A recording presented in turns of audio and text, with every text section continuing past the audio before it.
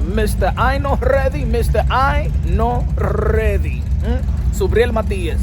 Gonna be fighting in Puerto Rico versus Paro. Finalizing the deal and stuff like that. Pero, my friend. Y el contrato, where's the contract that he was supposed to send Teofimo Lopez? Dígame, mi gente. Talk to me, my friends. Didn't Subriel Matias in the podcast said that he was going to send a contract to Teofimo Lopez? Like Teofimo Lopez send it to him, pero él me lo mandó porque él sabía que yo tenía la mano was no good.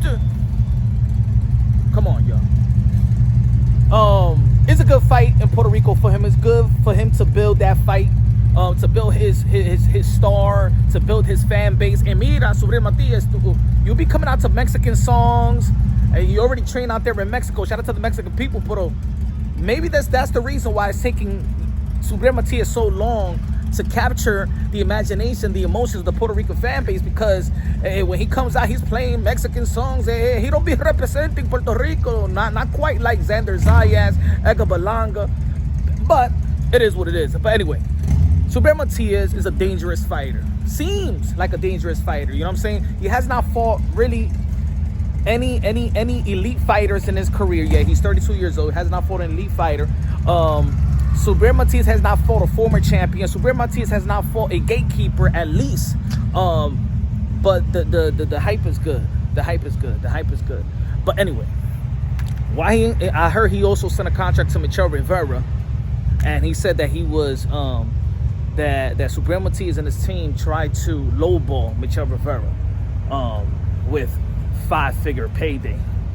Elvis Rodriguez, the same thing. So look, this is the fight that Subriel Matias was going to fight anyway. He was never going to fight Teofimo Lopez. His team was never going to fight him. He was never going to go to top rank anyway. You know what I'm saying? He already declined the contract with Teofimo Lopez. So I wish that Subriel Matias and his team, now that he got backed up by a lot of money with Eddie Hearn, that they would have sent a contract to top rank. But of course, why would they want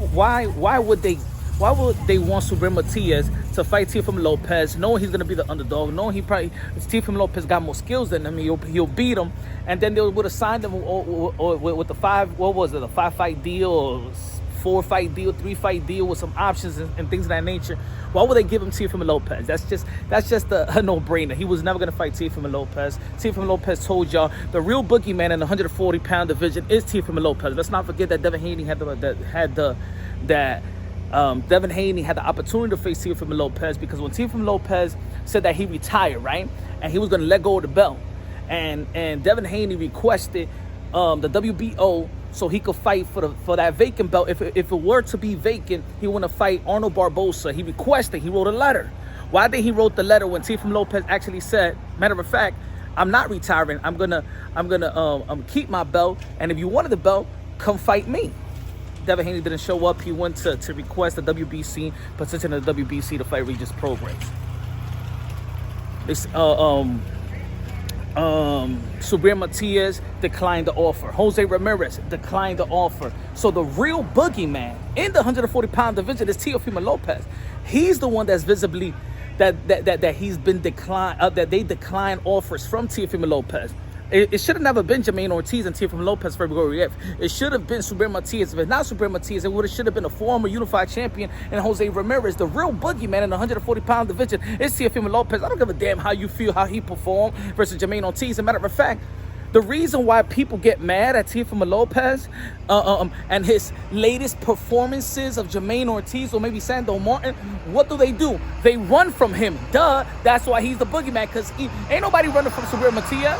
They running from Teofimo Lopez. Jermaine Ortiz was running like Forrest Gump. Sando Martin was on the outside running. They're on the outside. That's the real boogeyman. Teofimo Lopez is the real boogeyman. Teofimo Lopez is the king in the 140-pound division, and that's it. Now, Subriel Matias, he wanted to unify the title. He had a chance to unify the titles. Hey, the hand look good now, huh? You said for Teofimo Lopez to wait for March or April. Think about this. Subriel Matias, and this is what I was telling the people. He wanted Teofimo Lopez to wait for him March and April, knowing that he was negotiating with Matchroom, knowing that he was negotiating with other people in Amazon Prime and stuff like that with Al Heyman, PBC, his team. So Teofimo Lopez was going to not fight on Super Bowl week Wait for Subriel Matias so he could do this, so he could do the move that he just made. That move was evident. He with his team. See, Subriel Matias don't got full control of what his team is going to do. He does what his team does. He does what his promoter does. His promoter got a co-promotional deal with Matchroom Boxing, and Subriel Matias follows suit. It is what it is. Now, there's going to be people in the chat that be like, mira punch, mira, le tiene un odio. Yo no le tengo ningún odio a Subriel Matias. Subriel Matias is good. I want Subriel Matias to capture the imagination and the emotions of the Puerto Rico fan base, because I love the Puerto Rico fan base. The Puerto Rico fan base is the most loyal, one of the most loyal fan base of all of boxing. I'm talking about Puerto Rico, Mexico, UK, Ireland. I love it how New York City. I'm from New York City. I never seen Subriel Matias in New York City like that. But I'm going to tell you like this. If he captured the imagination and the emotions of the Puerto Rican fan base like Cotto and Trinidad did, I love it. I live for it. I enjoy it. I enjoy Amanda Serrano. You should have seen Madison Square Garden when Amanda Serrano, the queen of boxing, the 7th Division World Champion, undisputed, the most decorated champion. Subriel Matias, Puerto Rico, Paro. All right, get Paro, knock him out. Then get Richards and Hitchens in New York City, knock him out. And then in 2025, Teofimo Lopez, unification bout 2025, Madison Square Garden, Teofimo Lopez and Subriel Matias. But you know what? I don't think Subriel Matias' team got the balls, the cojones, to get Subriel Matias in the ring with the real boogeyman, Teofimo Lopez.